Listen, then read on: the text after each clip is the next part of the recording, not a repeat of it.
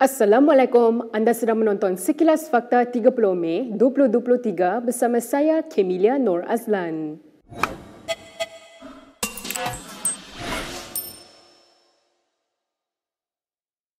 Anwar Ibrahim menafikan dakwaan beberapa pemimpin PAS bahawa ada wakil daripada kerajaan menawarkan kepada parti itu untuk bekerjasama dalam kerajaan perpaduan.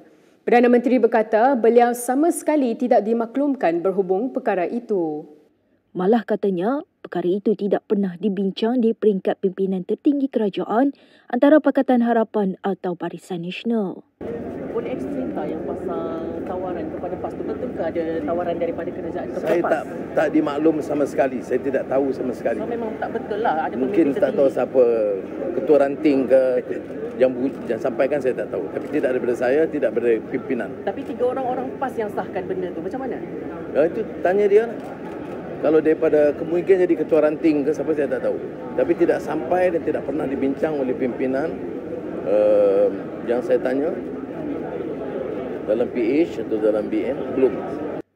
Sabtu lalu, Presiden PAS Abdul Hadi Awang mendedahkan beliau beberapa kali dihubungi orang tertentu yang menawarkan kerjasama dalam kerajaan perpaduan.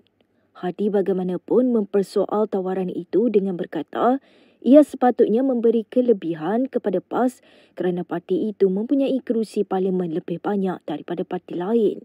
Semalam, Timbalan Presiden PAS Tuan Ibrahim Tuan Man turut mengesahkan ada beberapa pihak menghubungi dan menemuinya bagi tujuan sama.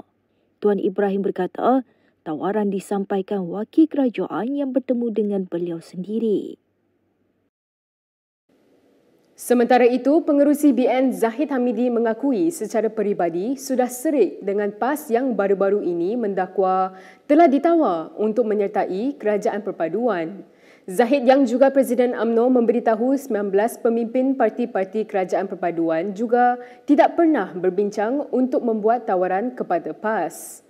Memetik portal FMT, Zahid berkata tiada parti dalam kalangan kerajaan perpaduan percaya dengan PAS kerana mendakwa parti itu tidak mengutarakan janji, ikrar dan piagam yang telah dipersetujui. Kerajaan perpaduan dibentuk oleh BN, PH, GPS, GRS serta beberapa parti dan ahli parlimen bebas yang lain. Sementara itu, Zahid meminta semua pihak melupakan dakwaan PAS itu kerana jika benar dakwaan tersebut, kerajaan tidak menganggap ia sebagai perjumpaan yang rasmi. Timbalan Perdana Menteri Fadilah Yusof berkata belum ada perbincangan dibuat mengenai rombakan kabinet. Beliau berkata demikian ketika ditanya mengenai desas-desus kemungkinan akan berlaku rombakan kabinet. Fadilah yang juga Menteri Perladangan dan Komuniti menegaskan gabungan Parti Sarawak GPS komited dan fokus untuk memastikan kerajaan yang kukuh dan stabil. Hanya kestabilan politik dan tadbir urus yang baik akan menarik kedatangan pelabur, kata Fadilah yang merupakan Ketua Whip GPS di Parlimen. Fadilah pada ketika ini sedang membuat lawatan rasmi dan misi perdagangan ke Kesatuan Eropah EU berkata demikian kepada media Malaysia hari ini. Sebelum ini, sebuah portal berita melaporkan tentang spekulasi berkenaan rombakan kabinet untuk menggantikan anggota kabinet yang tidak berprestasi. Ia juga didakwa membabitkan ketua setiausaha dan ketua pengarah di beberapa kementerian. 2 hari lalu, pengerusi Barisan Nasional Ahmad Zahid Hamidi tidak menolak kemungkinan boleh berlaku rombakan jemaah kabinet dalam waktu terdekat. Zahid bagaimanapun enggan mengulas lanjut apabila ditanya pemberita mengenai desas-desus perkara itu terjadi selepas berakhir 6 pilihan raya negeri kelak. Berita seterusnya, Khairi Jamaluddin meramalkan UMNO akan hilang separuh sokongan undi Melayu pada PRN akan datang jika tidak menghapuskan persepsi buruk terhadap DAP. Bekas ahli Parlimen Rembau itu mendakwa kenyataan ahli MKT Ahmad Maslan mengenai undi DAP adalah sensitif. Di sini saya nak jelaskan kepada pendengar ya. Ahmad Maslan ataupun pandangan dan perasaan orang UMNO ni bukan terhadap satu kaum tetapi terhadap DAP. Let's be very clear about this lah. Ya. Dia bukan soal Melayu dan Cina tetapi parti DAP itu sendiri yang selama ini diindoktrinasi dalam UMNO sebagai musuh atas sebab-sebab tertentu. Ya. Dan bila Ahmad Maslan minta supaya diundi DAP, itulah yang mencetuskan kemarahan dan juga penolakan UMNO. Dan saya rasa kalau benda ni tak dibendung, Syaril, a lot of UMNO supporters, ramai penyokong UMNO akan memberi undi kepada Perikatan Nasional dalam PRN nanti. Ya. Terdahulu Ahmad meminta ahli UMNO menganggap calon DAP pada PRN di 6 negeri sebagai mewakili kerajaan perpaduan bukan atas nama parti sahaja. Susulan itu, ahli MKT UMNO Hisham Jalil memberi amaran sokongan kepada UMNO akan terhakis jika pemimpinnya terus mendesak ahli mengundi calon DAP pada PRN. Bagaimanapun MKT UMNO pada 27 Mei lalu menerima penjelasan Ahmad berhubung kenyataannya menggesa ahli parti itu mengundi DAP. Ahmad memberi penjelasan dia tidak pernah menyebut DAP, sebaliknya meminta akar umbi menyokong calon kerajaan perpaduan. My feeling right now is that at least 50%, sekurang-kurangnya 50% daripada pengundi Melayu yang selama ini menyokong UMNO akan buang undi mereka kepada Perikatan Nasional. And that figure might rise. What's your call? Saya punya call maybe not 50%, but I agree a significant minority akan tidak mengikut binary yang KJ sebut tadi itu dan sanggup berpindah ke Perikatan Nasional. And figure itu boleh naik apabila ada ketidaksefahaman dalam UMNO macam ni.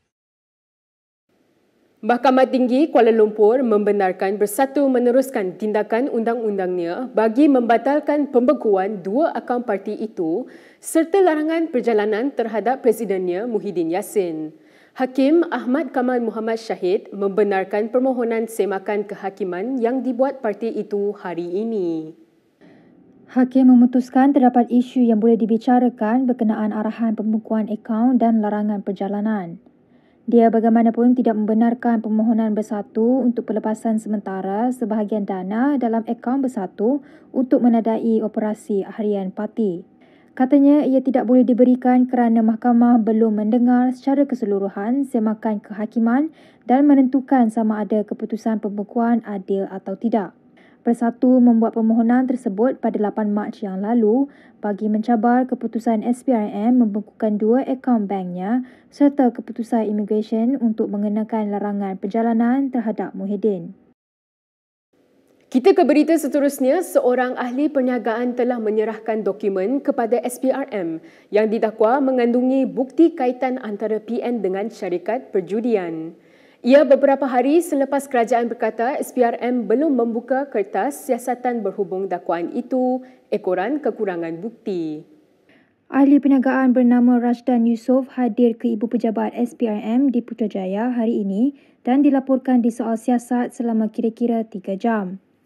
Memetik portal FMT, Rashdan berkata maklumat yang ada padanya disokong oleh dokumen tertentu dan menyerahkan kepada SPRM untuk menyiasat perkara itu.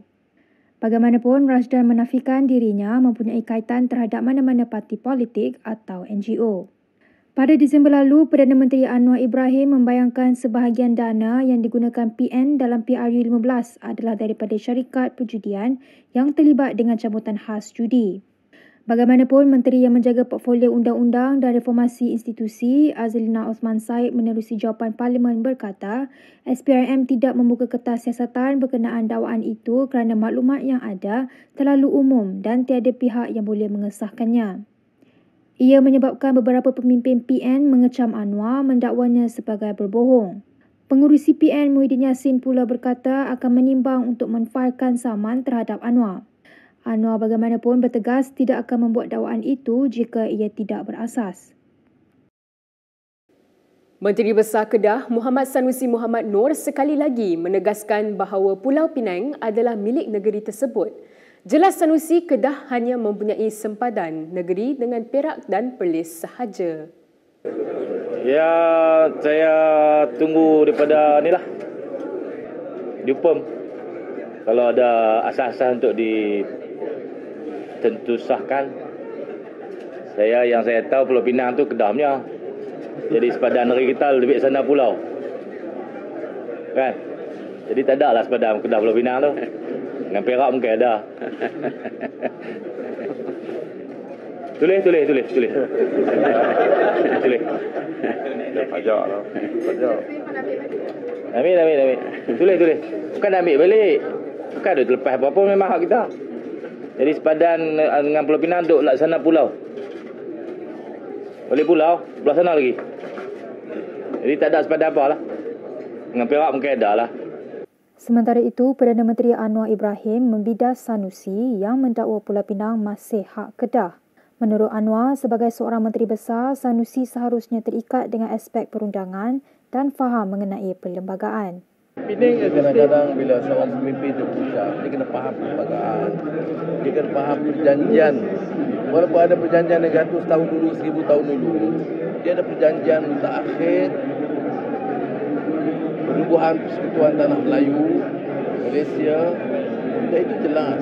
Saya nak ucap dari segi sandiwara politik soal lain, tapi sebagai seorang Menteri Besar, saya fikir wajar terikat dengan undangan. Saya boleh komen ini berdasarkan ulasan Ketua Negara yang cukup keras dalam bidang ini, iaitu menghormati perjanjian perlembagaan yang diperkenankan oleh semua raja-raja Melayu termasuk Sultan Kedah. Berikut beberapa lagi ringkasan berita untuk hari ini.